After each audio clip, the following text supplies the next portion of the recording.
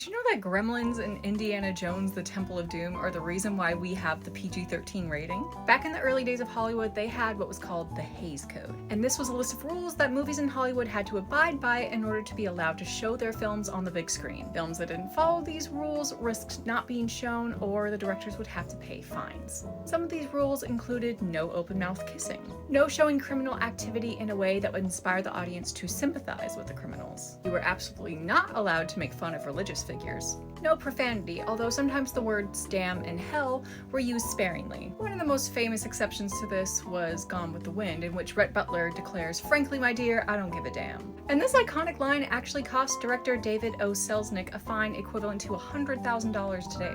However, the Hays Code started to fall out of style in the late 1960s, and it was in 1968 that the Motion Picture Association of America released a new rating system. Now enter Gremlins and the hot archaeologist with an aversion to buttoning his shirt. With the release of both these films in the 1980s, audiences began to complain about the amount of violence that they were subjected to while sitting for a PG movie.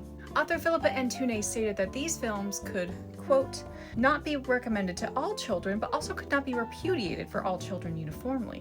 This ultimately led people to believe that the PG rating would not be suitable for these sorts of movies. There was a common denominator for these two movies, and that was Steven Spielberg. He was the director of Indiana Jones: The Temple of Doom, and he was an executive producer for Gremlins. Spielberg ultimately suggested that if the PG rating was not suitable, then there should be a rating between PG and R to encompass more movies. And it was in 1984 that the PG-13 rating was officially released. With this rating introduced, parents were advised to consider whether or not the subject matter of the film would be suitable for any children they had under the age of 13. The first PG-13 movie released in the United States was Red Dawn, directed by John Milius. The X rating was also later phased out in favor of the NC-17 rating, with NC-17 meaning that no one under the age of 17 would be permitted to see the film.